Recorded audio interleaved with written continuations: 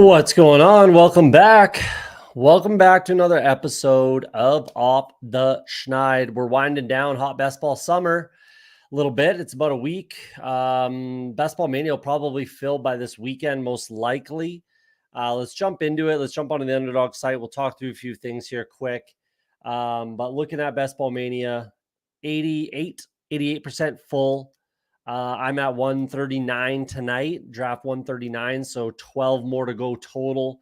I don't know what percentage that is, but pretty much, yeah, 88, 90%. That's where I wanted to be, is right at the tournament. And let's not enter yet, not quite yet. And then wait till tomorrow. I'm probably going to do this one on stream now, obviously in a few minutes here. And then I'll do one more tonight. I'll have 10 left probably after final cut down. So obviously, probably the biggest news and the only real shaker is, well, I guess there's two, and they're both on the same team. So Tim Patrick and Samaje Perine. Not really a surprise, I don't think, to anybody, at least not particularly to me. We're going to talk through some of my exposures. So like I said, 138 entries. Let's go exposure and tournaments only Best Ball Mania. So my 138 Best Ball Manias, let's start with the quarterbacks, and then we'll kind of talk through a few positions. But like I said, for Tim Patrick, 0 shares, obviously, nothing there. And Perine, nothing there either. So a lot of people are concerned about Perine, where he's going to go. Personally, I'm really not concerned. I don't really care. I don't think it's going to change much of anything, if I'm being honest with you. You know, what team is he going to go to? You know, or sorry, any team that he goes to, he's going to be, you know, maximum running back 3 on that team, maybe with some third down value, maybe not. And that's his absolute kind of ceiling as it sits right now. So I don't know. I'm not concerned as a Bengals fan. If he goes to the Bengals, sure, that's fine. They're not going to be giving Samaje Perine reps over Chase Brown, and certainly not over Zach Moss, in my opinion, as a Bengals fan. I really doubt that. The dude's an 8-year veteran. It's his 9th season. We know exactly who and what he is. I'm really not particularly concerned. Dalvin Cook visiting with the Cowboys doesn't really get me too juiced up. And then the Tim Patrick news, not a shock, but it brings to life, you know, some of my other exposures. So let's talk through some of the exposure stuff, and then we'll get into a draft here. My top quarterbacks, Trevor Lawrence, I'm very happy with that. He's looked really good in the preseason. I'm really happy with my exposures there. Brock Purdy, happy with that. Again, if you've been watching this show all summer, I've been focusing on that Detroit San Francisco game quite a bit. So that's no surprise that he's that high. And there you see Jared Goff, not too far behind. Joe Burrow, Jaden Daniels, I love. Anthony Richardson, I'm happy with that rushing ability with both of those guys. Dak Prescott, just pretty cheap. Realistically, it's the price that makes the most sense. You can backstack. You can be a bring back with the Philly guys, stuff like that. So, yeah, the price tag realistically on Dak is the biggest kind of benefit there, in my opinion. Patrick Mahomes, 10%. Josh Allen, 10%. Happy with the elite quarterbacks there. Caleb Williams, I'd actually like to bump that up, if I'm being honest with you. I wouldn't mind being closer to, 12%. It's hard to get much higher on quarterbacks. I'm drafting mostly only 2 quarterbacks, period. So quarterback, tight end, it's pretty difficult to get exposure much higher than 20%. And not that you would particularly want to either. So we'll get to the tight ends in a second here, but either way, happy there. Jordan Love, happy with that exposure. Stroud, maybe bump that up a bit. Justin Herbert, I'm actually surprised that I'm that high on Justin Herbert as far as my exposure, but I don't despise it. Derek Carr, I think, is viable as a 3 quarterback build, or your number 2 quarterback if you have an elite like Jalen Hurts, something like that. It can make some sense. Will Levis, I was drafting when he was like completely free at one point. And I'm happy with the exposure. I'd like to get it higher, but there's no way in the world that I'm going to force exposure to Will Levis. especially kind of where we're at, like, and where his price is at now. He used to be going, free. He's quarterback 24 at this point. Earlier in the draft cycle, he was, quarterback 28, 30, whatever. He was, an 18th round guy at one point. So, yeah, I'd like to get that exposure up a bit, but it's not really a concern. That's for sure.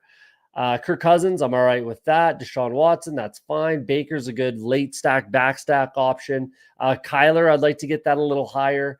Jalen Hurts is really the one. Jalen Hurts is the guy, the quarterback that I really do not have enough of. And it is not for lack of trying. It's not a fade whatsoever. I'm really trying to focus on getting as much Jalen Hurts as I can. I don't have him stacked with AJ Brown a ton. So if I ever get AJ Brown, I'm going to really focus on getting Jalen Hurts. And I think I have I have two lineups, two drafts where I went AJ Brown, Devontae Smith, and for some reason, someone brought in a naked Jalen Hurts on me 2 times. So it is what it is. We'll see if I can get that at some point. I'm not too worried about it now. 12 drafts left. It is what it is. Sam Darnold, couple shares there. Happy with that. Justin Fields, I think those are both with Russell Wilson as well. So I'm okay with those 2 Justin Fields, even if he's not playing right away, because I'm very confident that I have Russell Wilson in both of those lineups as well. Maybe it's only one, actually. No, it should be both. Should be both. Only one JJ McCarthy. That's in a 3 quarterback build. So that's a dead, kind of roster spot, but that's fine. It is what it is. And then I have one Aiden O'Connell, one Aaron Rodgers. That's interesting. But yeah, nothing really. The only exposure, Drake May. Yeah. Yeah, Drake May's getting steamed up. I get it. I understand, but like, nothing's really changed for me. If I'm being honest, he didn't look exceptional in the preseason. He looked really good against second, third string, defensive players, the 1s versus the 2s and 3s. And he looked okay. He did have some good rushing ability. I'm certainly not going to put pressure on myself to draft Drake May with that offense. It's just not what I'm doing. If he falls into my lap, if he's a back stack, sure, I'll take him in a 2 quarterback build with like a Josh Allen, Jalen Hurts maybe, but I'm not going to force it. It's this Jalen Hurts exposure that I've got to bump up as we get closer to the end of the cycle here. So let's move over to running backs. Ty Chandler's my flag plant this year. And Chuba Hubbard. I was drafting Chuba Hubbard before. It's cool to draft Chuba Hubbard. So my average, what's his ADP at now? 148. I think my average for Chuba Hubbard is still in like the 160s. I can confirm that if we want to take a look at that. But let me know if you want to confirm what my average ADP for who Hubbard is. Same thing with Ty Chandler, ADP 138. I believe my average is high 140s, maybe 150s. Last time I looked, it was very high. So I was drafting those guys early and getting value on them. Now I'm not drafting them as much. Obviously, I don't have to. But those are my 2 flag plants. One is the initial season starter. One is the guy that I see coming on at the end of the season. And maybe Chuba Hubbard could still be that guy towards the end of the season and just earn that role, earn the trust of the coaching staff. And it sounds like he kind of already has with Dave Canales. And he looked really good in that preseason drive. Like, obviously didn't get the touchdown. It was a passing touchdown for Bryce Young, but Chuba Hubbard looked really good in that first drive there with a very improved offensive line. I like the potential for Chuba Hubbard to maintain a role all year. Certainly, when the first four games of the season, I think Brooks is starting on the pup. He's going to have an opportunity. And then look at Jerome Ford right there. That's another guy that just guaranteed himself 4 weeks of 100%, well, call it 90% of the backfield in Cleveland. So I'm pretty happy with that exposure there as well. Braylon Allen, Jaleel McLaughlin is the guy that I like in Denver, especially as the season goes on. I think the coaching staff likes him. He's the pass catching option. Rookie quarterback, probably going to dump off a little bit more here and there. He's got the most juice in the backfield, no question. He's looked good. Trey Benson, I just, another stand that people might not like or love that I'm doing. James Conner, 0% James Conner. That's a huge stand. I'm just not drafting James Conner. If I'm wrong, I'm wrong. It is what it is. I am drafting Trey Benson, obviously, as a hedge on that. So I think that if anything happens to James Conner, Trey Benson is an absolute smash, possible league winner. Is James Conner going to be hurt for the whole season type of thing, or if he goes down? But everybody kind of agrees that James Conner is going to get hurt. Obviously, you can't predict when. If that is at the end of the season, weeks 15, 16, 17, then Trey Benson's an absolute smash. So I'm happy with that, hedging my bet there. Just never been a big James Conner guy. He does always get hurt. He had his best season last year as a 28, 29-year-old. And then, with everybody fading Derrick Henry because of the same reasons, I understand the price tag is a lot different between those two players, but it's not a crazy amount different, in my opinion. So I'm not fading Derrick Henry, but I am fading James Conner. Eric Gray, a little bit high still, 14.5%. You'll remember earlier in the summer, I was in the 20s. I was 18. I stopped drafting them and blah, blah, blah. Here we are. Mind you, those shares are back to life a little bit. I'm not saying that they're, alive and well. They are a little bit on life support, but he's definitely going to make this team. He's definitely going to have some sort of a role. If he can just do what he did in the preseason and stand out and get some touches in the regular season, I don't think it's a zero. So I'm okay with that exposure. I'm still not going to draft him, but I'm okay with the exposure. Zamir White, happy with that. Alvin Kamara, happy with that. Tank Bigsby obviously came back to life. He was a little bit too high in my exposure as well, but I'm happy with where I'm at, 12%, 13%, something like that. Ahead of the field, quite a bit ahead of the field because he goes undrafted still sometimes, but I'm happy with that exposure. Tony Pollard, he's looked really good. He was a guy that I 100% full faded last season when he was going in the first round. Now, one of my higher exposed running backs this year that I see some value there. James Robinson, same sort of thing. I think that there's value there. I think he's the RB1. I think he's going to be on the field the most by quite a lot. Saquon Barkley, there's guys fading him. I don't know why you would do that.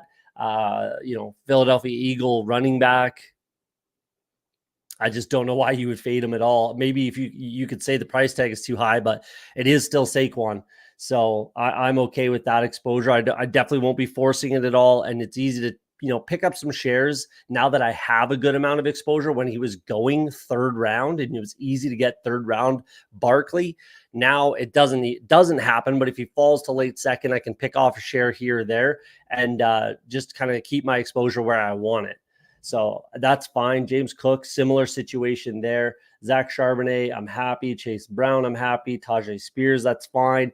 I've pulled back on on drafting Ramondre just because, and this goes for, the Drake May conversation as well. This offense is extremely limited, in my opinion. I do not think that they're going to be very good. I do not think that the Patriots are going to score very many points, which definitely and mostly hurts the running back, in my opinion. So I think that Ramondre is still a guy that you can draft, but I think he should be falling a little bit. I think he's still ADP 84, I believe. Yeah, exactly.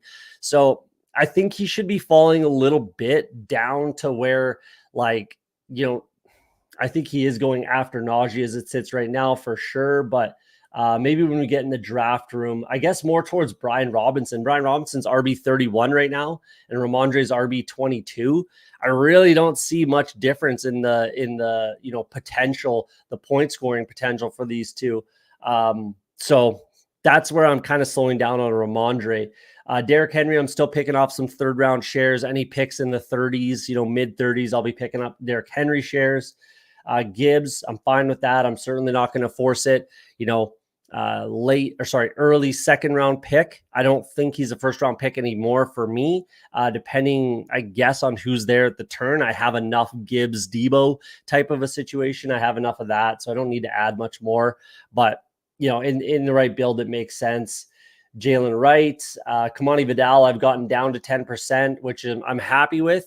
I don't really. I'll pick him, especially at the price tag that he's going at now. Definitely not a guy I'm going to be reaching for, though. That just seems like a packed backfield. Yes, J.K. Dobbins could get hurt. That's also someone that I'm mixing in a share or two just just in case, really, just in case. I'm completely wrong on J.K. Dobbins, so you always got to leave the door open for being completely wrong, in my opinion. Bijan Robinson, happy with that. Khalil Herbert, Deneric Prince, that's way too much. I got a little click heavy, I think. I've been highly valuing the Kansas City Chiefs RB2. I've been very highly valuing that position. It's just impossible to tell who it is, right? Started as Clyde Edwards-Helaire, moved to Deneric Prince. Now maybe it's Carson Steele. So I am trying to pick up a couple shares of Carson Steele just to even it out with my CEH and my Deneric Prince shares. Isaac Guerrero, I was picking a ton early in the summer before he got hurt, before he wasn't practicing. He played the last preseason game, busted off a huge return, the longest of the entire preseason of the new kickoff rule. So you could see that burst. That's literally what you saw, is exactly why I was drafting a ton of Isaac Guerrero. But that's a little aggressive with, Jordan Mason and Elijah Mitchell still there. But I do think that there's, he's not a zero. There is some potential there. I won't be clicking his name again, I'll tell you that much. So this will get down to maybe about, 5 or 6%, something like that. So I'll be happy with that when it gets down to there. Christian McCaffrey wasn't drafting for a bit, but I'm happy with that. Jalen Warren's falling now down to the 90s again. You can get him at the 9, 10 or 10, 11 turn, whatever that is at the one pick 96, 97, 98, right around there. So I'll pick off a few more shares of that. Devon Achane, I'd like to bump that back up. At one point, I was 12, 14% Devon Achane. Then he moved up into the mid-second round. So I slowed a little bit, but I would like to get that back up over the field, over 10% or at 10%. DeAndre Swift, I'm happy with that, right at the field. Roshan, won't be clicking him again. So again, that will drop. Gibson, if it makes sense, I'll pick off a share or two. Kenny Walker, Rico Dowdle's the guy that I'm drafting a fair amount right now. I think that's the back to own. I have 0% Ezekiel Elliott, and I'm really not concerned about Dalvin Cook coming in. I think that Rico Dowdle's the guy to own in Dallas personally. So I'll continue to pick off some shares. Breece Hall, I'd like to bump up. Pacheco, I've done a good job of bumping up my shares, so I'd like to keep doing that. Same thing with Jonathan Taylor. Boost that as much as I can. Najee, I'm happy with being at the field. Tyrone Tracy, that's fine there. Kandre Miller, won't be picking again. Dennis Allen's still kicking his dead body. So I won't be picking him again. That'll get down to about 3% roughly. Jordan Mason, I'm happy to click his name. As we go down. Is there anyone that I really want to be clicking more of? Kyron, I'd like to get a few more shares of and bring it back with Blake Corum a lot of times and just stack that backfield. I'd like to pick off a few more shares there. David Montgomery, if it makes sense, if the build makes sense. More Blake Corum than I do Kyron Williams. That's interesting, but Dylan Laube won't be clicking again. Joe Mixon, a few shares. I don't know. J.K. Dobbins, a few shares. Trey Sermon with a couple clicks. That's interesting. Rachaad White is actually a guy I wouldn't mind, picking off a few more shares and getting that up. He looked really good in that preseason game. So we'll see if it makes sense and where he goes. What do we got here? Cody Putt Daddy, what's up, man? Good to see you. Who's your Steelers backfield to draft? I'm still favoring Najee, probably 2-1 over Warren. So I don't necessarily have like a huge hard take on this. Let's go like this. Let's go like this. So I'm probably 3-2 Jaylen Warren to Najee. And that's not because I have like a hard take that I like Jaylen Warren way more than Najee Harris. That's not it at all. The reality is with this situation, I'm just bringing back a lot of Pittsburgh Steelers. And if I can't do it with George Pickens, my next, favorite bring back for, Baltimore, obviously Kansas City, is Jaylen Warren. And then it's Pat Freiermuth. And then it would be Najee, to be honest, because Najee is not really that pass catching back at all. So if it's a high scoring game, if they're coming from behind, that sort of thing, it should favor Jaylen Warren, you would think. So that's the reason why I have more Jaylen Warren than I have Najee Harris. But I've been trying to bump up. I think I was talking about this a couple of weeks ago. I've been trying to bump up my Najee exposure. When it's just, dry. It's a naked Najee, no bring back, no reason to not, or to think twice about it. Just draft Najee and get some exposure to him. Because I think, like, if you ask me who scores more fantasy points just in a vacuum, I think it's probably Najee. Like, he's the goal line back, right? 200 2 years ago, 181 last year, 79 to 60, 165. I think in a vacuum, just all things are equal, nothing else matters. I think Najee probably scores more touchdowns and more points. Obviously, it's because of the touchdowns that he scores more points. I think he rushes for 1,000 yards like he's done every season, and he's going to give you, right around 30 catches. So in a vacuum, Najee scores more points than Jaylen Warren to me. But in the game that we're playing, best ball, right? It's more important to have bringbacks and stacks and correlation in weeks 15, 16, 17, especially week 17. So that's my kind of rationale behind it. It would be George Pickens, who goes, obviously 47, maybe you can get him in the 50s. But if you're not doing that, and that's also where you're getting those Kansas City Chiefs, so it's pretty hard to stack Chiefs with George Pickens.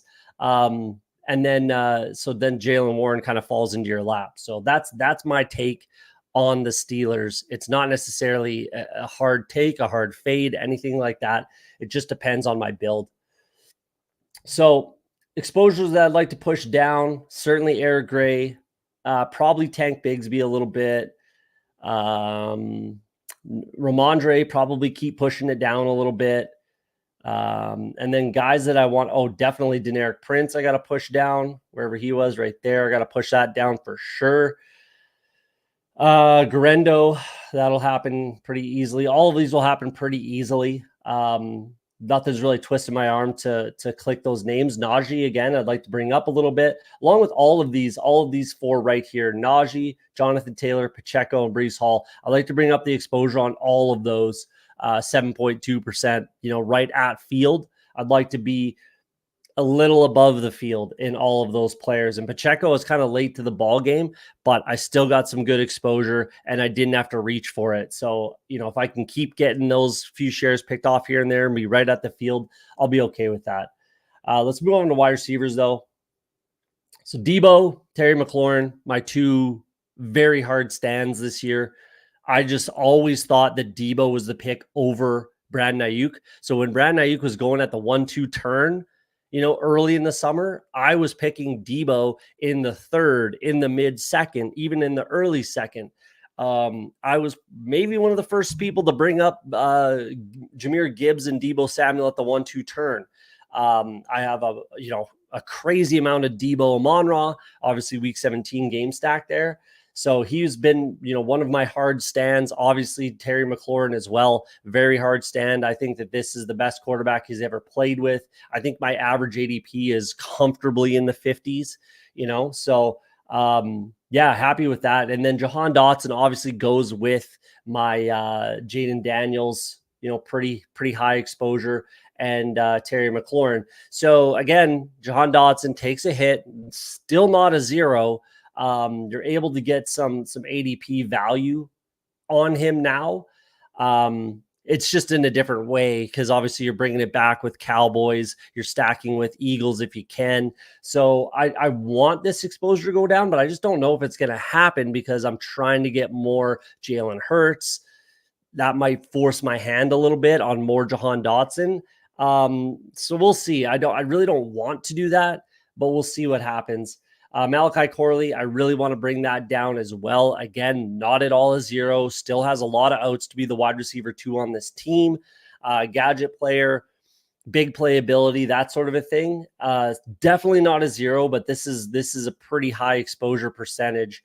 Javon Baker, honestly, here's my take with Javon Baker. It's not looking great. I'll admit that off the bat. I don't love my exposure. That's for damn sure. I'm not clicking him at all right now. But in my feelings are that if you watch this team, like watching the New England Patriots, like a lot of people have, and I have personally very intently this preseason because of obvious reasons, Drake May, Jalen Polk, Javon Baker, even Ramondre Stevenson, all these players, I've been trying to get a handle on what I feel about them. And there's really no denying that this team looks better. The offense is much more productive and just looks a lot better. The bigger plays, everything like that, when it's Jalen Polk, Javon Baker, and Drake May. I think that that's how this team is going to excel. So I really am not upset about it. I don't love that my exposure is that high. I won't be clicking them again, but I'm way ahead of the field in my percentage, so that's not a problem.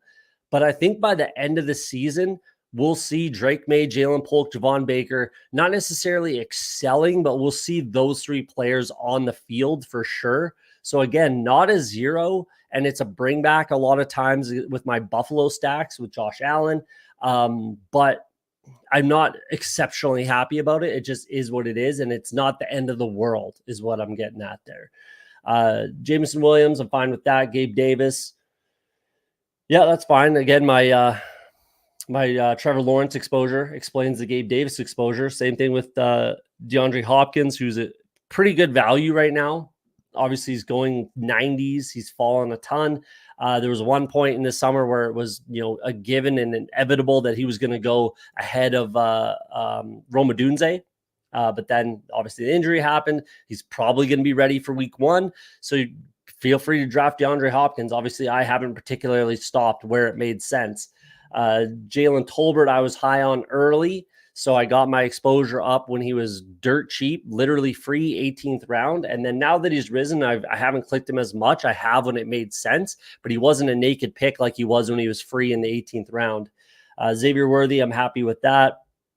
Him and Hollywood Brown just basically flip-flopped. So now you can get that. You can still get that double chief stack with Patrick Mahomes and Rashee Rice, or Kelsey and Hollywood Brown, or Patrick Mahomes, Worthy, and Hollywood Brown. So don't mind that. Curtis Samuel, that's a little high. I'm okay, but I'd like to bump up Khalil Shakir to kind of match this. So if I get, Curtis Samuel down to 10% and I'm at, 12 to 14% Khalil Shakir, because that's who I personally would rather have in this, Buffalo secondary, or Buffalo wide receiving core or wide receiver room would be Khalil Shakir. And I'd like to pick off a few more. Coleman. Amon-Ra is probably my highest first round exposure. I just think he has all the outs in the world to being wide receiver 1 this year overall.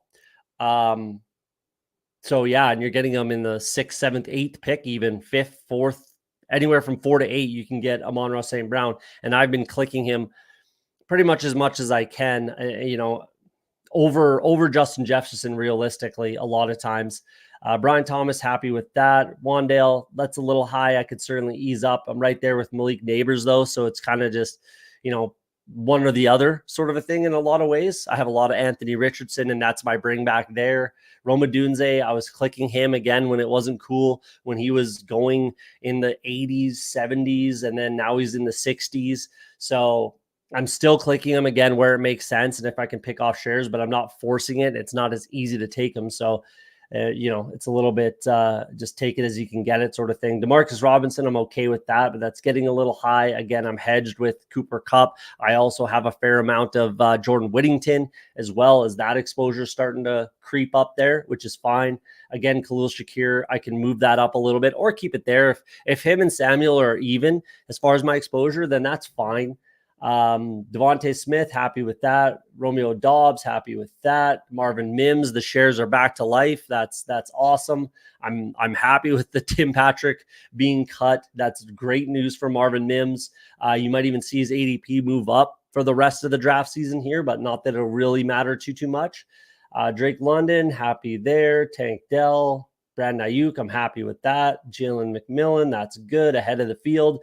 Quentin Johnston, honestly, I think those shares live on, man. Like Harbaugh has never wavered in his support for Quentin Johnston. Like, obviously, the fantasy community hates him, and nobody wants to click him. And he hasn't played or even played exceptionally well in the preseason too much.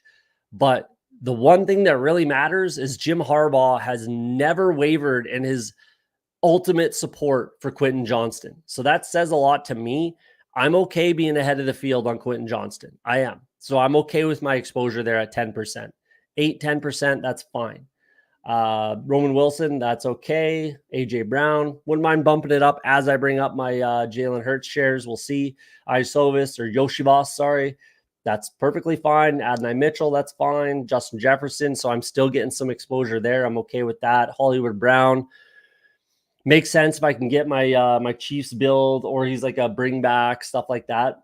Jacoby Myers, I'm higher on than most personally. He faced the same challenges Devontae Adams did last year, and he was still pretty productive. Like, that's very, very quality wide receiver, 2, 3, and you're getting him as your wide receiver 5, 4, 5, 6 sort of thing. So I think he's underrated still personally. Josh Downs, obviously the injury hurts, but I'm okay with that exposure. Jordan Addison, we'll see how that shakes out. I'm happy to be at the field and pick off some shares as ADP has fallen. Pickens, happy with that. Flowers, DK, I'd like to bring up a little bit. Big man run fast. Jamar Chase, I'm happy to be just at the field, maybe get a couple more clicks. I'm pretty leery that he hasn't been practicing. He just got back to practice, I think yesterday or the day before, which is encouraging, but he has not been playing football. He's not been, he's not in football shape. And I do think that that's a thing. So that's another thing with CeeDee Lamb, Jamar Chase, Brandon Ayuk even, who I have a fair amount of exposure to. But we'll see where that shakes out. Bateman, Ridley, Burton. Ridley, I'd like to click a little more. A.T. Perry's fallen to this point, which I'm fine with. I still won't click his name. If I can get down to 6%, I'll be happy.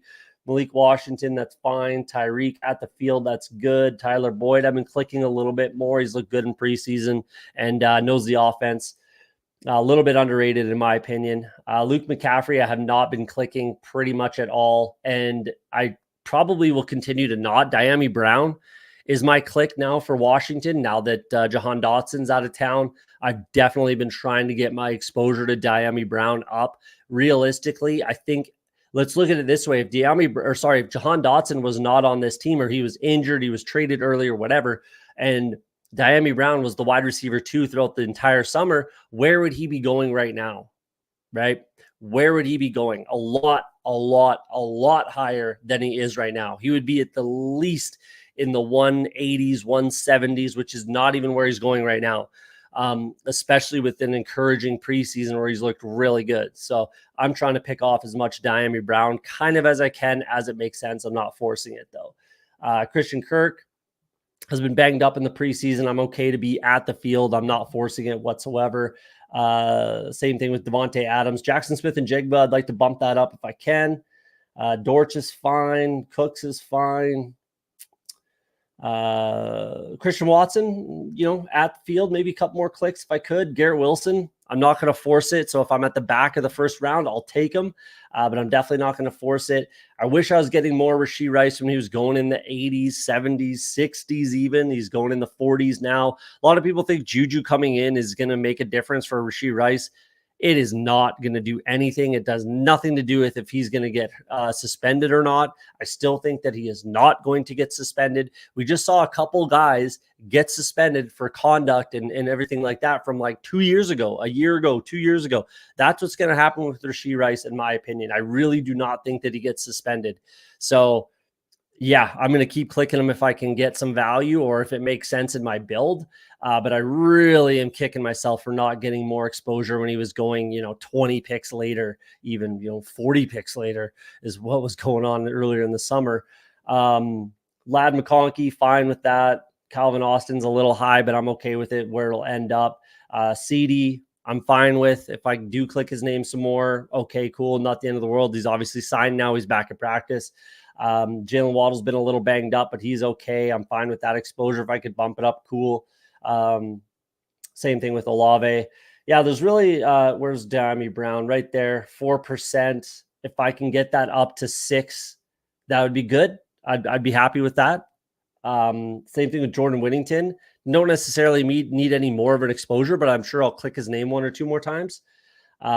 Troy Franklin, those shares are alive again. Not that that'll make me click his name, but at least the shares that I have of them are alive. Keon Coleman would be nice to click a few more times, but I'm not going to force it. Pittman. Who do I need more of? Deontay Johnson would be nice. but not absolutely necessary. Devon Villay is a guy that I clicked a few times, obviously. In my opinion, what the decision that came down for the Broncos was Tim Patrick or Devon Villay. Who do we want? Who do we want to invest in? Who do we want to keep on this team? And I think that they made the right choice by cutting Tim Patrick and keeping Devon Villay out of Utah. Big man run fast. And that's kind of what Tim Patrick was at one point in his career, but obviously he's not anymore. He hasn't played in 2 full seasons. It's the right choice to take the young buck, the guy that has some value, get him on the 53-man roster and see if he gives you anything in return. So I think they made the right decision. I'm happy with a couple clicks, but I'm not going to force anything there. That's for sure.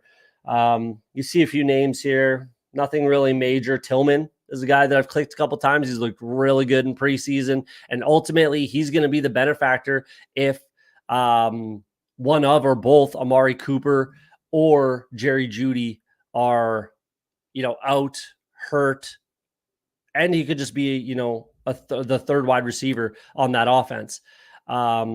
Looks like I might be frozen. Can you guys still hear me? Maybe someone fire something in the chat. Not sure what's going on with my camera over here, but that's kind of annoying. If you can still hear me, fire something in the chat. What else do we got? Tillman, yeah, I'm clicking that. Marvin Harrison Jr., 1 share. I think I got that super, super late. Kind of an odd one, but that's basically a full fade for me, more or less. Unless I get some value or I get that elusive Puka and Marvin Harrison Jr. stack. Well, at least you guys could still hear me. It looks like my camera might be frozen. That's kind of annoying. Not sure what the problem is with the old camera here, but either way, we'll power through it. Casey Washington, 1 share. DJ Chark, 1 share. Don't need to click any of these names realistically, but Cedric Tillman is a guy that I definitely will look at as the summer wraps up here. If it makes sense, bring back whatever. So there you go. Tight ends. Let's go with that. Dalton Schultz, my number 1. He's just a quality second tight end. And obviously you can stack him with CJ Stroud, stack him with Tank Dell, Stephon Diggs, the other pass catchers, right? Nico, obviously, the Baltimore stack, you can't really have him and Mark Andrews. I guess you could, but I probably wouldn't do that too much. But he's a quality second tight end in a 2 tight end build. Mike Gesicki, same sort of thing. Cade Otton, same sort of thing. That's why I have, if you look at my exposure for these tight ends, it's pretty easy to paint the picture of what I'm doing. I'm taking an elite tight end, and these are the 3 that I deem as being the most elite tight ends. Tight end 1, tight end 2, tight end 3. You can really put them in whatever order you really want. I really don't care. I like them all. And then these are my tight end 2s, right? Even George Kittle, David Njoku, Kyle Pitts, Ferguson, Ingram, right? Like it's a pretty clear picture that I've painted here with my tight ends. I'm pretty much only taking 2. And these are the guys that I'm taking. And then other than that, it's, mishmash of whoever. Daniel Bellinger, that's my, incorrect click. Don't like that at all. Really annoyed with that. But it is what it is. We'll see if I can bring that down, which I will be able to. Let's see if we can get this this camera. Maybe we can, maybe we can't. That's really annoying. Either way, let's jump into a draft.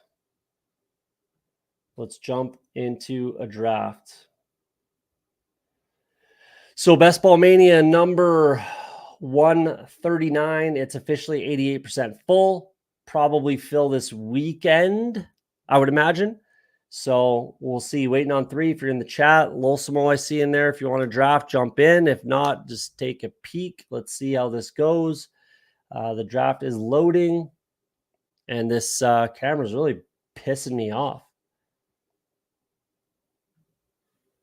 That's really, really annoying. I wonder if I can fix this. Let me see. Let's see if I can make this happen.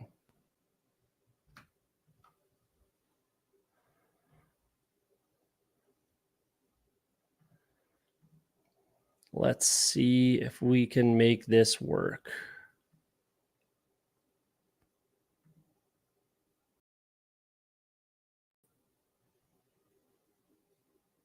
I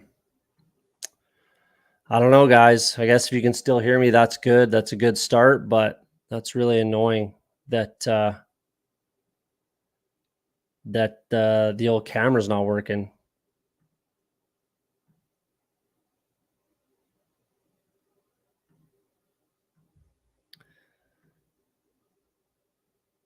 Even the FaceTime camera won't work here. What's going on?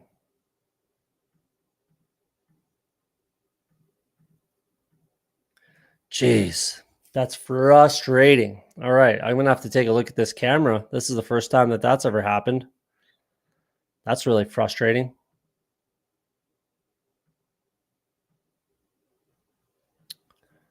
Bear with me, guys. Trying to do a little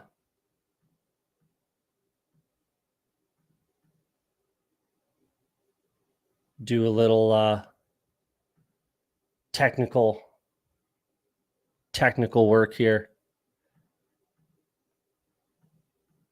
Jeez, this just isn't gonna work. Well, we're gonna have to just deal with the voiceover here. It's like an audio book that we got going on. Not that my face exactly, does anything that you guys need to know about. So, do I know anybody in the draft? JDS 17. I'm sure I've drafted with. That's about it. Wow, really no badges. This could get wonky. A lot of ADP drafting, I'd imagine. Pushing up running backs, I'd imagine, as you see with Breece Hall. Get your quarterbacks. That's for sure.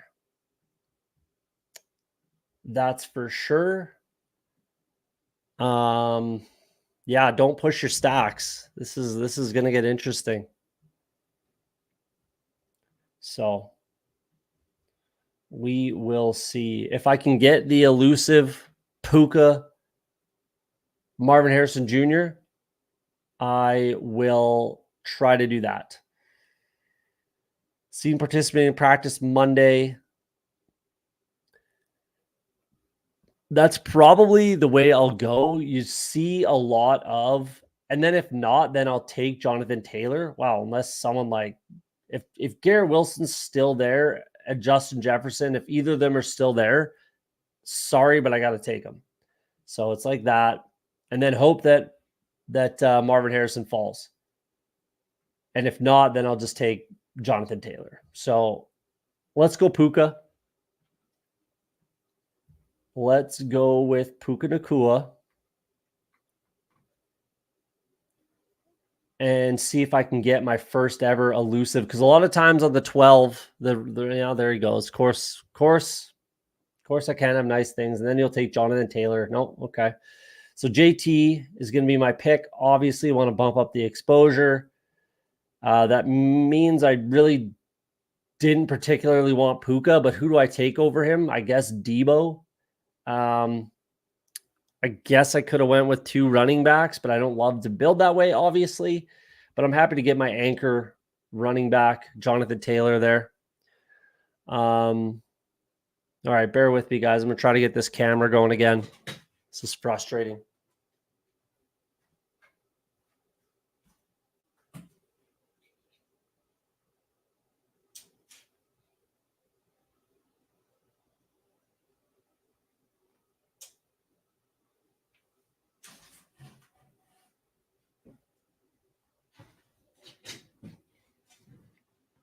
All right.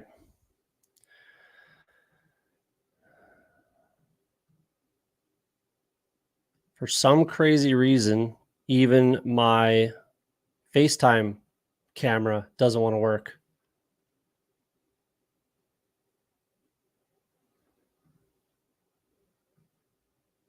Which doesn't make a lot of sense at all.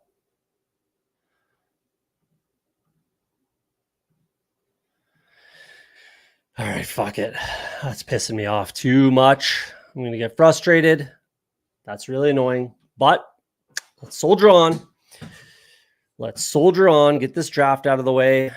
And then hopefully build a solid squad. Fingers crossed. So let's take a look at the draft board here. Again, not a lot of badges.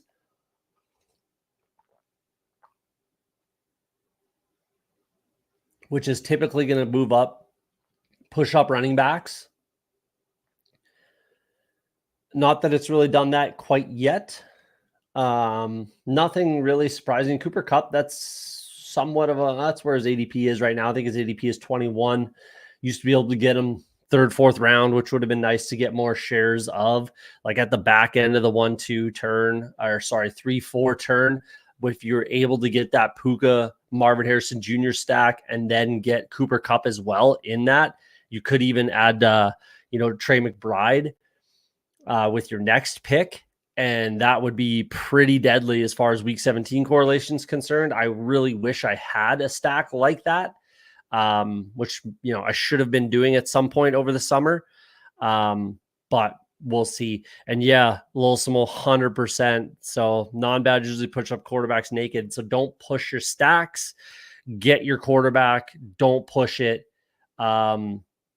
You can, if it's a heavily badged room or drafters that, know what they're doing and you can sense correlation or see correlation, then you can potentially push your quarterbacks. It's way too late in the draft season to be trying that kind of stuff. So I'm not doing it at all right now. If I need a quarterback, if like CJ Stroud, I took a share of all three wide receivers, Nico, Tank, and Diggs. And then I drafted, it was right here at 66, and that's where I drafted Stroud. So I had Amon-Ra, then I went with Nico, Tank, got Diggs at 42, and then I just went Stroud at 66. I'm not trying to push them. I'm not trying to, get cute with it and, fuck up the whole stack. Just draft your quarterback and get it over with and be happy with what you have. Mike Evans is the obvious easy click right here if he's still there. I very much doubt he will be. There he goes. I'll take Stephon Diggs if he's there. Rashee Rice goes. Is there any correlation I need to worry about? Not really. Trey McBride if I really wanted to. Let's go Stephon Diggs. 52, 59. Let's go Stephon Diggs.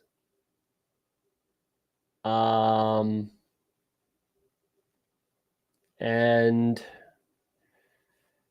I'll go with Zay Flowers if he's there. For sure. Get that correlation going. If he's not there, I might. There's the 36-37 Kelsey Mahomes most likely. Yeah, that's kind of the new norm right now. That's a little silly for me. I won't be doing that. Some good value on Pittman, but let's go Zay Flowers here. And then I'm obviously going to correlate that Baltimore-Houston game in one way or another. I would assume, at the 4-5 turn, at the 1 spot, 2 spot is where Lamar and Mark Andrews go, I would imagine. That's kind of cliche where they go. This is a pretty common start. And then if they do Lamar and Andrews, I think that's just really, really common. It's a very dupe start in my opinion. So I think I might have a share of that when I didn't know if that would be the, most common stack around, but there you are. So we'll see how that shakes out. I mean, obviously if they're there when it comes back to me, I'll take one of or both of those players to bring into my stack, but we'll see how it shakes out. We will see. Obviously, I can bring in Dalton Schultz and then Stroud with my Zay Flowers bring back. And then that's my week 17 stack. Worthy would be I'd be happy to get Worthy here for sure. And then that stacks up for week 16 with Kansas City and Houston. That would be really nice. I'm hoping for a wide receiver to fall, which is exceptionally not likely. But you never know in these rooms. Wow, that's some good value on Michael Pittman. Yeah, that's some good value there. But yeah, it's not exceptionally likely, but you never know, I guess, if maybe Rashad White gets pushed up, Anthony Richardson. Yeah.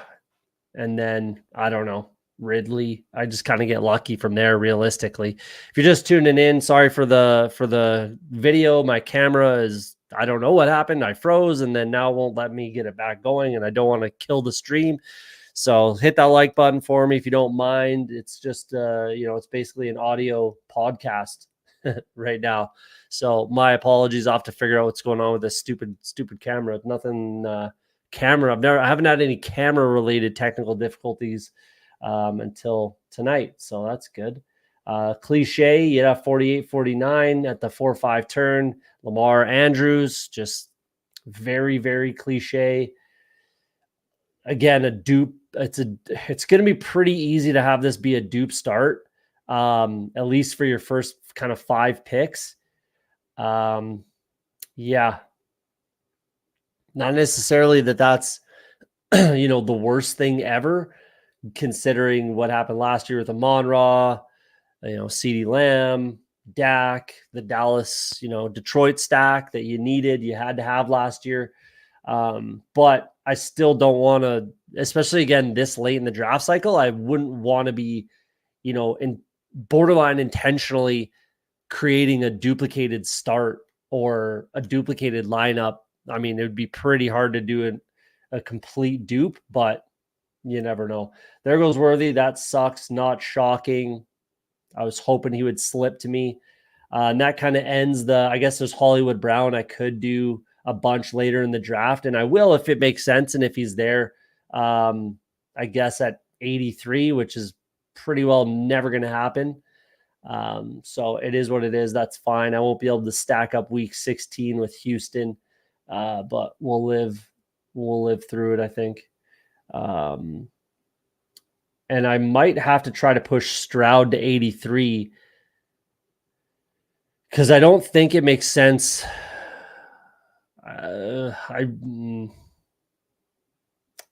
Did Trey McBride go? He did. I don't think it makes sense to pull up Stroud. Maybe it does in this room. I think if I push him, I'm certainly not going to get him, much like what Losimo was talking about in the chat here. I really don't think if I try to push him, I'll get him. So does that just equal I pull him up? Anthony Richardson with Jonathan Taylor, I don't particularly love. Christian Kirk, I guess I could click here. Kyle Pitts, I could click, I suppose. Maybe I just go Christian Kirk.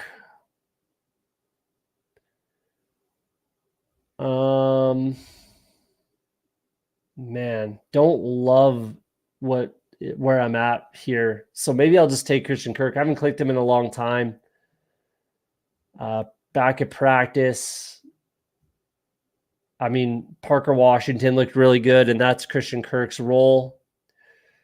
So let's go there. And then I think I got to pull up CJ Stroud just to kind of guarantee myself this stack bring back and a quality quarterback. I don't love it, but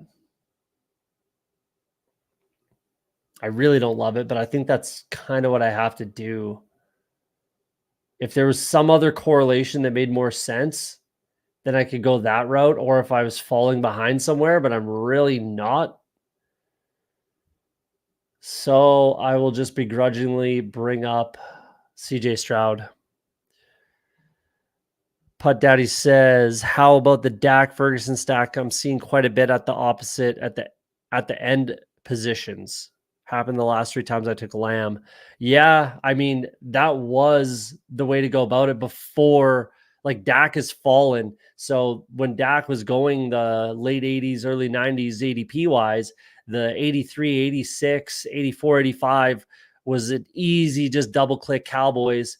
especially when you're getting AJ Brown, you know, in the 10 or 11 hole, and you could just bring it back with Dak and Jake Ferguson right here. So, yeah, what I've been kind of seeing, you know, what I've tried to do myself and what I've been seeing, not particularly crazy amount, but what I've been trying to do is if I get CeeDee Lamb at 2 or even 3, I suppose, or even 1 for that matter, then I bring up I bring up Jake Ferguson to 73, 74, 75, and then you can wait to the next turn to bring in Dak and get that double stack Cowboys. And I think I've got a share or 2 of that with the Devontae Smith bring back. So that's kind of the way I've attacked it since Dak Prescott's ADP has moved down into the 90s comfortably. I think he's like 98 now or something like that.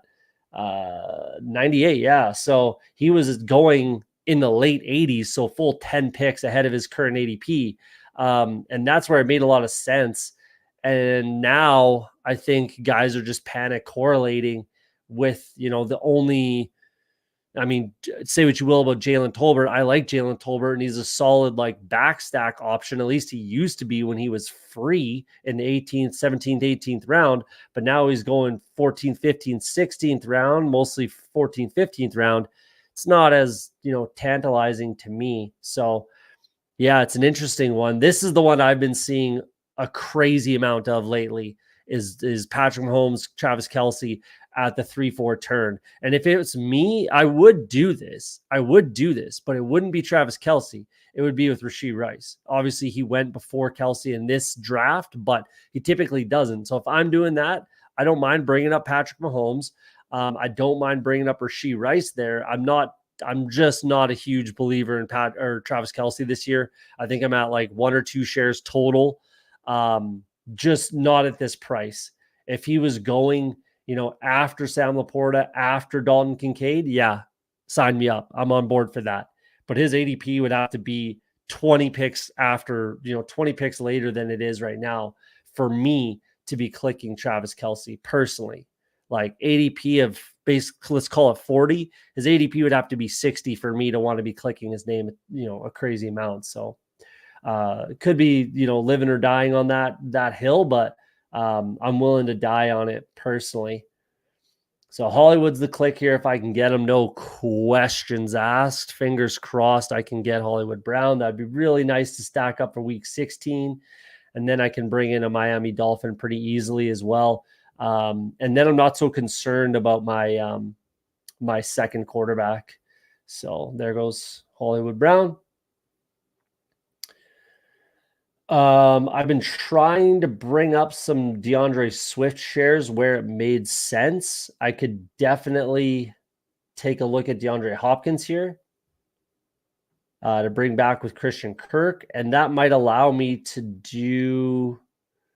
It's probably still Jacksonville with Trevor Lawrence and Gabe Davis is probably still the play there, especially if I get DeAndre Hopkins. Oh, I'm on the clock. Geez. I'm going to go Jake Ferguson.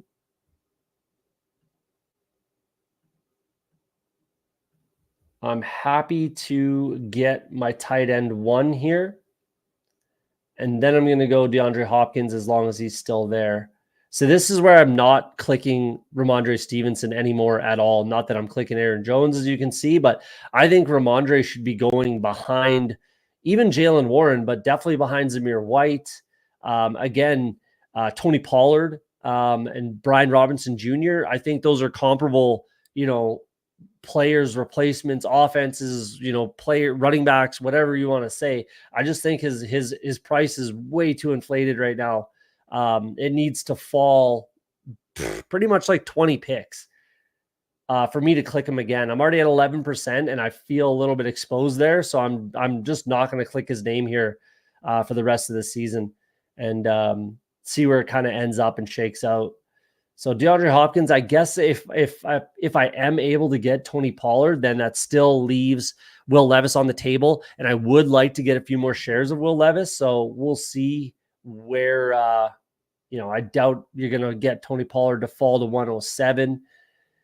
But you never know. It looks like running backs aren't exactly flying off the board like a lot of badgeless rooms typically will. So we'll see how that kind of shakes out. Correlation, I guess Dak, if he's still there, I'll take him. Match up with Jake Ferguson if I'm getting some screaming value there. Trevor Lawrence. Trevor Lawrence can make some sense as long as Gabe Davis falls a couple picks past ADP. So we'll see. Tajay, I guess, would still work. Yeah, Tajay would still work. And then I can bring in Will Levis with my Christian Kirk bring back. And then I'm looking pretty good. So another reason I got Jake Ferguson, because I can bring in Dalton Schultz for my double stack Houston Texans and then be happy with the 2 tight end build. Again, going over my exposures before the draft started here. That's what I'm doing. It's very, very obvious. If you look at my exposures, I'm going 2 tight ends, an exceptionally frequent amount of times. I'm not taking too many 3 tight end builds and 0 4 tight end builds. That's for damn sure. But if I'm getting like tight end 1 Dalton Schultz, then I'm definitely doing 3, right? So it depends on, how the build is going, but I'm really, really, really trying to stop at 2 tight ends and not have to bring in a third or not feel like I have to bring in a third. This is where Dak will go if he wants him. He goes Joe Burrow instead with the Kyler, Trey McBride, Burrow with T. Higgins. I don't mind that, not stacking CD with Dak, because that's obviously very, very common. So I don't mind doing that at all. It makes a lot of sense, actually. Especially if he could have gotten Devontae Smith right here, then that would have made even more sense. Just take that skinny stack, that mini game stack, whatever you want to call it, CeeDee Lamb with Devontae Smith, and then just build out other stacks like this guy has done. So obviously Red Badge, he knows what he's doing. I'm very confident I've drafted with this guy, but I really don't mind what he's doing whatsoever. It makes a lot of sense. Quality build. I like this team actually a fair amount. It would have been nice if Devontae was still there and he could have got him over Kyron, but c'est la vie. So there goes Dak. I assume that's naked. Yeah, just clicking buttons. That's one way to do stuff. It's just to click players. That can work, I guess. You can advance that way. Probably not going to win too many tournaments, just saying, but you can, it's a strategy, I guess. Same thing here. Oh no, DJ Moore. That's okay. That makes sense. Where are we at? Romeo Dobbs goes before Jordan Love. That's interesting. I'm happy with my wide receiver room. I think I'll just go Spears here. Yeah. I'm going to go Spears. And then I won't be going Trevor Lawrence, Gabe Davis. I'm just going to take Will Levis later in this draft. I think that makes the most sense. Oops. There we go. Brian Robinson's on the table. Chase Brown's on the table.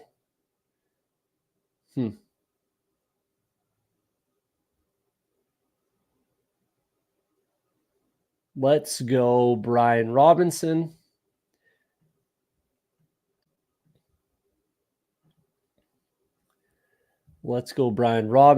This opens the door for 5 running backs. We'll see. We'll see how this kind of shakes out. Obviously, I'll be going Dalton Schultz with my next pick at 131 here. Finish my Week 17 game stack, double stack Houston. Single bring back. Jose makes some sense. And then I've got, if I do end up getting Will Levis, which that's my focus as it sits right now, DeAndre Hopkins with Tajay Spears, got my bring back in Christian Kirk. So I just took Otten in a slow, couldn't pull the trigger on Quentin Johnston. Quentin Johnston's not for everyone, that's for sure. I just think that, again, Jim Harbaugh has not wavered whatsoever in his undying support for Quentin Johnston. Like, he just remembers what he did in that playoff game. He's like, high school football player, like Uncle Rico style. Just, oh man, if I could have had Quentin Johnston, I'd take state. Be in the NFL with my soulmate, that sort of thing. That's kind of what Jim Harbaugh reminds me of when he talks about Quentin Johnston. So it's, if Jim Harbaugh's happy and good enough with Quentin Johnston, then I'm going to be at the field. Like, again, I'm not going to focus on picking him. And that's probably where all of my Justin Herbert shares came from, was, backstacking Quentin Johnston. So, and then a couple naked shares, but we'll see. It's certainly not going to be a zero. Like that, I can guarantee. Quentin Johnston's going to be on that team. First round pick. He's not going anywhere. It's not going to be a zero. So there are still outs for him to have life. I know everybody wants to hate him and just wants to take him out back and bury him under the porch, that sort of a thing. But the bottom line is he's not a zero. He's going to have value, and you just never know. He just needs to be able to catch that deep ball that, he does get almost every single week. He gets one deep ball opportunity for a deep touchdown. It's whether or not he can catch the fucking thing that's going to, decide whether or not he's startable or not. So, or cracks your lineup in a best ball setting. But it's, we'll see. We'll see. Again, he's not a zero. So you can take, comfort in that. He's not going to be a dead roster spot. So, I don't blame you on not taking Quentin Johnston though, but I think Cade Otton's got tons of value. To be honest, what's the difference? Really, what's the difference between Cade Otton and Dalton Schultz? 40 picks at ADP, and that's pretty well it. Like 93 fantasy points, had a really good playoffs, Cade Otton. He was arguably the best player on the Bucs in the playoffs. Dalton Schultz was hurt a little bit last year, missed some time, everything like that. But as long as Otton improves with the target competition in Houston, what's the difference between these two tight ends? They're both catch and fall down type of guys. And there's nothing wrong with that if they're catching the ball for 12 yards and they get you 5 touchdowns, right? So I really think that there's tons of value in Cade Otton.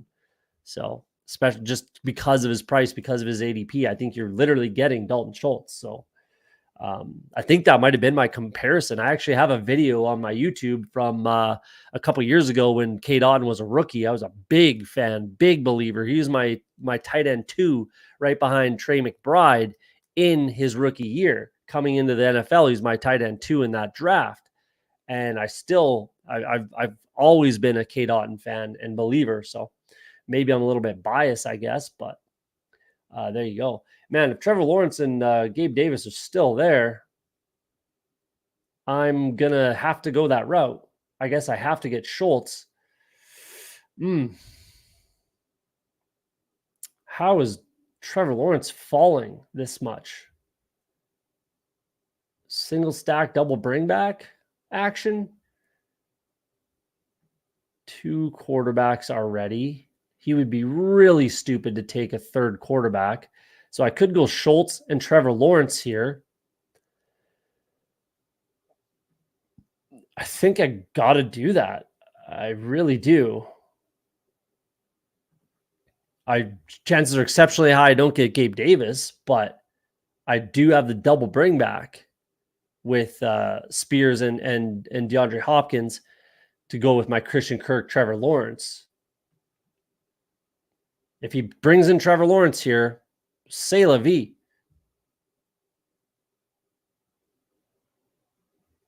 That's crazy that he's falling this much. Really don't know why. This guy's just battling with his emotions to not take Trevor Lawrence, but that's what I'm going to do. If I'm getting that kind of value, yeah, I kind of have. I really have to. So there you go. Obviously not getting Gabe Davis. That's not the end of the world whatsoever. I could still bring in Parker Washington if I really want to, but I don't because he's Christian Kirk's replacement. So I'm just going to leave it as is, single stack, double bring back. Yeah. Then I'm done at quarterback, done at tight end. it should be a unique, game stack. So at least relatively, yeah, that's interesting. Cool. I'll take that value. I'll gobble up that value on Trevor Lawrence. That's for damn sure. So if you're just joining the show, apologies on my camera. It died for some reason or it froze. And then here we are. We're in the dark. I couldn't get it back on. This is the first time the camera has, done this to me. So we're doing the audio style for this draft. A little bit of a pain in the ass, but I'll get it fixed. We'll be back probably tomorrow. I might do one tomorrow, definitely Wednesday. And then probably one maybe by Friday. I'd like to stream as many as I can this week while I'm wrapping up my final 11 now, with this being my 139th. So I have 11 more drafts. I'll do one more tonight, like I said. And then final cut down day tomorrow. We've already got a few leaks, which is good information, but there's going to be some more surprises tomorrow. You can bet your ass on that. There's going to be some players that you did not think are going to get cut. And here we are. Yeah, it's not out of the question that a player he got paid. There's going to be a surprise. I'll tell you that. There's going to be some surprises tomorrow. Some very surprising cuts, some very disappointed people, guys that they've been drafting all summer, and then they get surprise cut. They're probably going to get signed by another team, but it's not really going to matter. Even a guy like Zay Jones. Zay Jones could easily get cut. He's suspended for 5 weeks or whatever it is. He could get cut and then go to another team and end up being more or less a zero. We'll see. Who does the Brian Thomas drafter have at quarterback? Let's take a look. That is exactly who probably should have drafted him. So Brian Thomas right there, badgeless. He just drafted Matt Stafford. So there you go. That's the ball drop right there. He picked Gus Edwards and Nick Chubb, two retirement home running backs instead of his quarterback. But that's the stuff you'll see from the badgeless. He even has Evan Ingram. Wow. That's a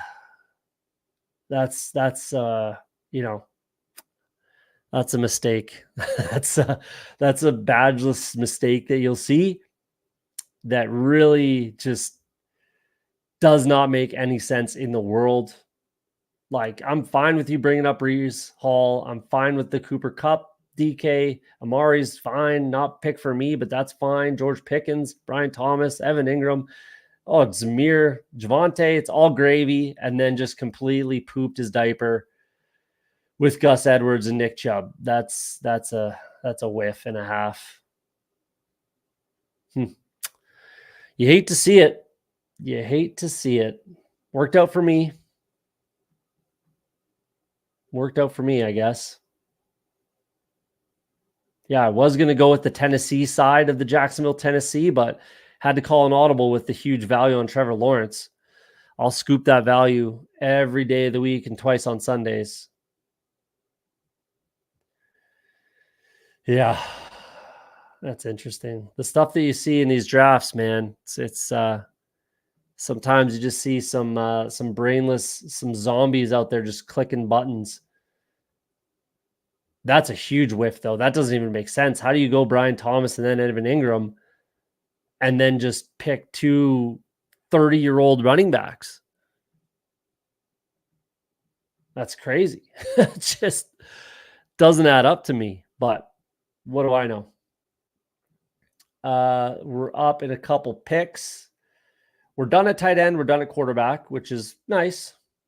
That's nice. I will most certainly take a little bit of value on my guy Chuba. One of my most drafted players, certainly in Best Ball Mania. And he's there. Yeah, that's easy click for me. Probably go with Braylon Allen if he's there as well.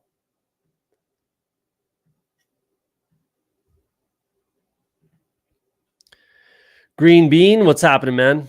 Appreciate you coming out. The my camera just froze on me, stopped working again. If you're in the chat, just popped in. My apologies for the camera issues. I don't even know what the heck happened to it. It just froze and then wouldn't turn back on, sort of thing. So we're audio rolling today. for tonight. We'll be back again, like I said, maybe tomorrow, but definitely Wednesday I'm going to stream.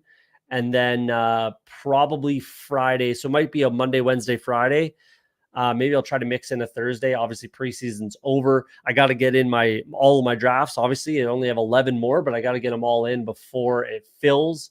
That's the biggest thing. And then, we're wrapping up draft season, not just draft season, but the show. I won't be I won't be streaming over the NFL season. I just get way too busy with my personal work life. It's just not possible. I found out last year that it's not doable at all. So we'll be back in playoff best ball. And then for the big board, as always, we'll be going hard. And then hot best ball summer in 2025, we'll be back again. And I'll probably have to pay for Twitter streaming now, Twitter Premium, which I really don't want to, since Uncle Elon, made you have to pay to stream on Twitter. So that's really, really lame. But I don't want to pay for it now for only a few more episodes or for, another week or so. So I'll do that for next season. That's for sure. But thanks, Uncle Elon. Pretty rude of you, man. I might be done at running back here. I think that I should be okay as long as Jonathan Taylor stays healthy all year. And that's, why I drafted him. So you can't plan for him being hurt. And then I could just piss yellow and just go wide receiver for the rest of this draft, get some correlation. All my stacks are good. My week 17 correlation's good. So if I can mix in a little bit of correlation with some of these wide receivers, with my stacks, and that includes Tennessee. So if I can bring in a Cincinnati Bengal, I will. Because I have, multiple Tennessee players in my double bring back with Jacksonville here. So yeah, we'll see how the rest of this draft shakes out. I guess if there's some screaming value at running back, then I can click that name, who that would be. I don't really think there's anyone that I would feel like I have to. Maybe Carson Steele, because I have yet to get a share and I need to get that up. I feel like I need to get that at least a few shares where I have some CEH. I have some too much Deneric Prince. And if I get a little bit of Carson Steele, again, I'll say it now. I said it early in the pre-show there, looking at exposures. I just very much value the running back 2 in the Kansas City Chiefs offense. They play their 3 playoff games, weeks 15, 16, 17 in 10 days. And they're all pretty cold weather. So that kind of favors a big body back like a Carson Steele. So yeah, maybe I'll go Carson Steele and leave a light on for him. I don't need 9 wide receivers. It's not an absolute need. But that's the direction I would go. Let's say if I don't get Carson Steele, because I guess, Jordan Mason, if I really wanted to, but I don't feel the need. Greg Dortch is absolutely high on my list. Jermaine Burton or Yoshivas makes sense, and probably,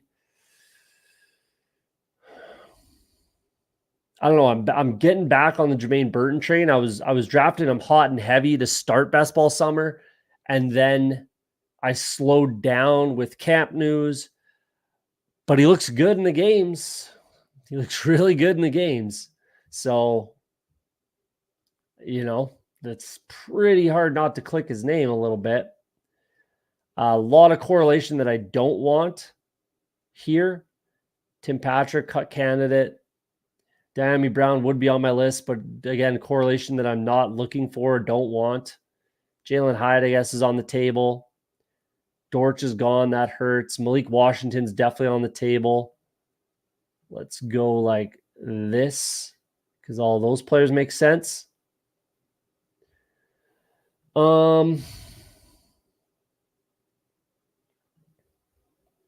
Let's go. Let's go Yoshivas. He looks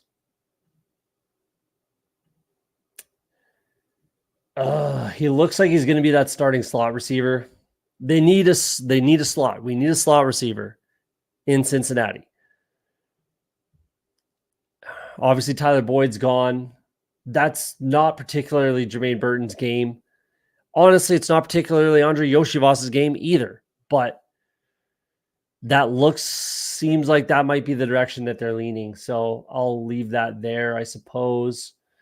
Man, Quentin Johnston's really not someone that I want to be drafting, but he's kind of staring me in the face a little bit.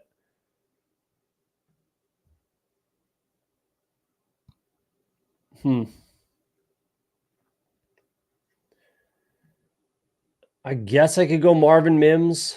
My exposure's down to a point where I can click his name again, I guess.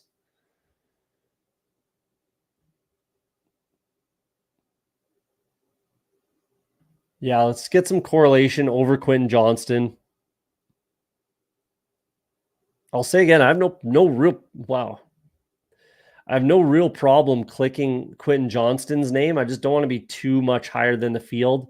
So I'm at 10% now. I don't really want to be too much higher than that. He's not a zero. He has potential. He's going to be on the field. Jim Harbaugh loves him, but I don't want to be way ahead of the field. I don't particularly want to be way ahead of the field on Marvin Mims either, but who else am I clicking in this range? So, yeah. I don't know why Khalif Raymond got pushed up so high there. That's the last piece for your San Francisco. I mean, you could have waited or just don't take him at all. Really not necessary to pull up Khalif Raymond, in my opinion. I mean, a guy like Tim Patrick could sign with Detroit for sure and be the wide receiver 3-4 on that team sort of thing. So, yeah, well, whatever. Don't want any of this correlation right here. So none of this green makes sense to me. None of these. Well, I mean, the Rams offense is quality. I guess if Demarcus Robinson's still there, I definitely could go that route.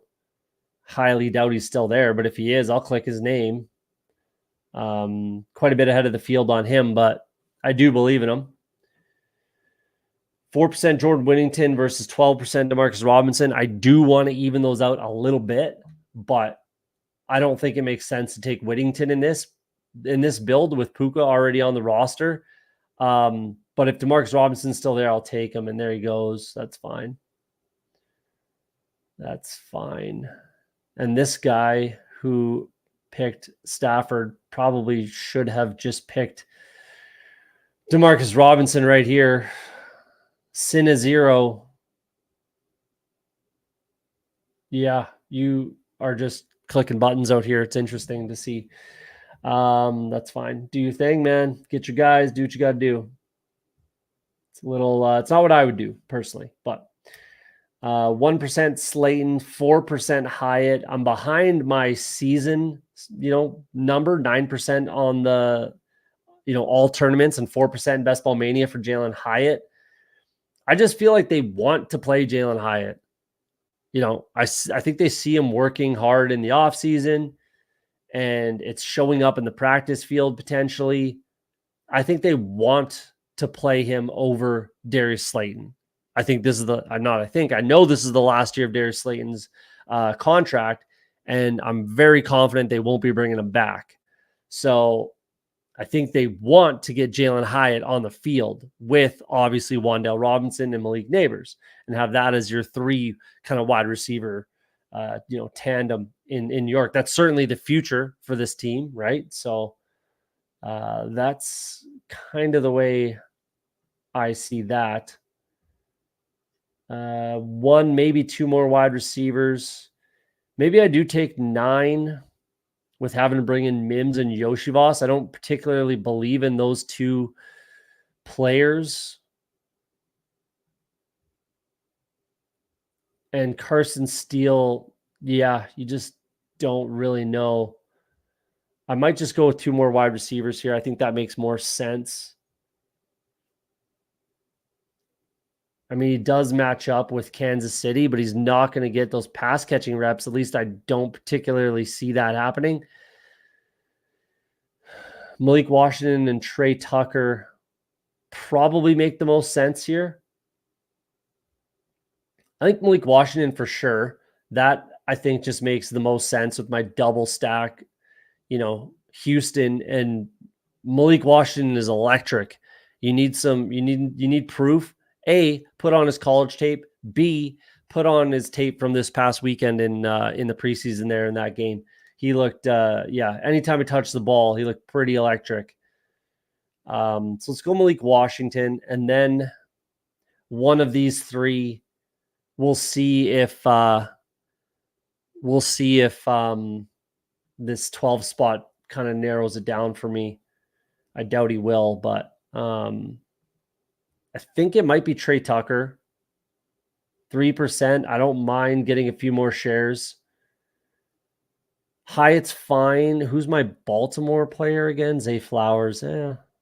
Hyatt's definitely fine, but Carson Steele's fine. Let's go Trey Tucker. Again, he's just looked electric in the preseason, so let's click that. Drafts wrapped up. What are we missing? I have Brian Thomas just picked up T-Law at 128 and another slow. Well, that's part of the reason why I have so much T-Law. He's my number one drafted quarterback, my most exposed quarterback, and I just got him again in this draft, obviously, is he falls. It happened last year too. Last year, he was one of my most exposed quarterbacks again, because he just falls and falls and falls, which is crazy because, like you just said, you picked Brian Thomas, right? Let's look at the draft board here. So I picked, where the hell am I? I picked Christian Kirk 59th, and that was a little bit past his ADP. Brian Thomas 70th, Evan Ingram 75th, right? And then Gabe Davis, 130 or whatever. But we have 3 pass catchers inside ADP of 80 in the top 80 picks. 3 pass catchers from this offense, right? Yet the quarterback goes, well, in this case, 134. You just got him at 128. His ADP is 120, whatever. Usually you got to pick him around here, or, right in this area. Sorry, 117 to 124. You got to pick him right around here if you want to get Trevor Lawrence, comfortably. So I don't know, man. And yeah, did you watch the game? I did. He looked great, threw 2 touchdown passes to Evan Ingram. I don't understand either. People are just still like a little shell-shocked, I think, with Trevor Lawrence. He's got to take a step. He's got to take a step. Every single year, we're telling ourselves this while we put the clown makeup on in the mirror, right? This is the year. He's going to take a step. He's going to take a step, and he never quite does. But last year, he was just banged up. Like, he was banged up pretty much the entire season, and he still had, let's take a look. Let's look back at the other stuff we were talking about, but he still had 275 fantasy points, 4 rushing touchdowns, 300 yards on the ground, 4,000 passing yards, 21 touchdowns. That was the problem. And what the real problem was is his deep touchdowns that were there that should have been caught. Calvin Ridley realistically, that's not how Calvin Ridley should be used. You know who it should be used like that in that role? Couple guys, a guy like Gabe Davis and Brian Thomas Jr., 2 players that they brought in. To me, that they fit perfectly in this offense, and this number should go up by a fair amount, in my opinion. This should stay, right on average where he's been at. He could clean up the fumbles for sure, clean up the interceptions a little bit, but that was a little bit of bad luck a lot of times. The passing yards are there. There's nothing wrong with that. I don't know what we're missing. I'm going to keep assuming that I'm missing nothing, and I'll keep picking Trevor Lawrence. 2 quarterback builds. Let's take a look at my exposures again quick here. Let's go tournaments only. Let's go Best Ball Mania. So 139 now. Trevor Lawrence still, obviously, I just picked him again. So again, if you look at my quarterbacks, my high exposures here, again, it's very, very obvious that I'm taking a lot of 2 quarterback builds. Same thing with my tight ends. It's very, very, very apparent what I'm doing. I'm taking 2 of all of these tight ends. 2 of these. You could call it elite tight end, call it whatever you want. A lot of times I am taking some of these guys, into tight end builds, but realistically it's 1, 2, 3, 4, 5, 6, 7, 8, 9, 10, 11. These 11 tight ends, I'm taking 2 of them and I'm stopping. I just took Jake Ferguson and another Dalton Schultz, matched up. It made sense. Another Dalton Schultz share, right? That's what I'm doing. Pick 2 of these 11 tight ends, and that's probably who is going to be on one of my, my roster, right? Same thing with quarterback. 1, 2, 3, 4, 5, 6, 7, 8, 9, 10, 11, 12. Those 12 quarterbacks.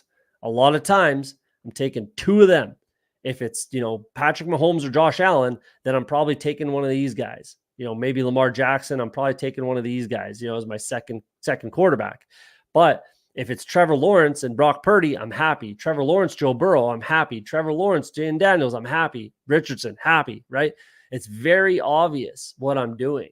So, yeah, I don't know, Putt Daddy. I don't know what we're missing on Trevor Lawrence, but if we're wrong, it's, what is that? A 12th round pick or whatever. We just got him at 128, and let's refresh this.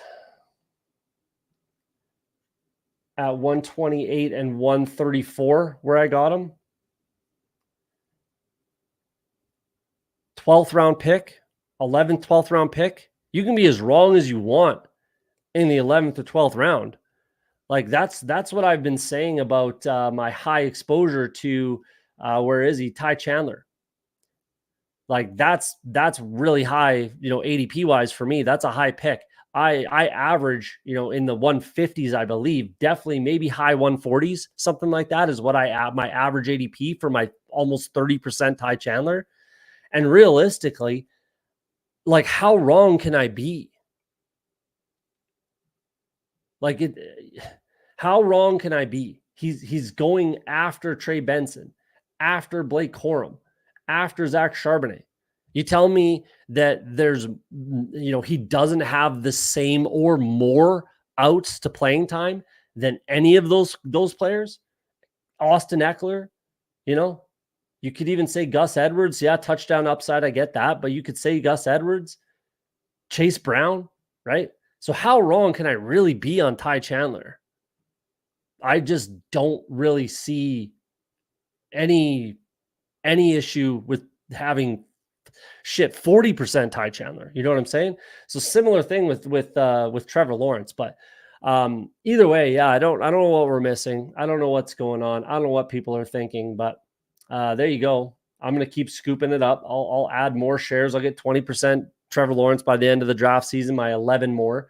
I want them to release one more tournament and not a mini Schnauzer. I haven't drafted any of the Schnauzers. So, we're up to 8. I haven't drafted any of them.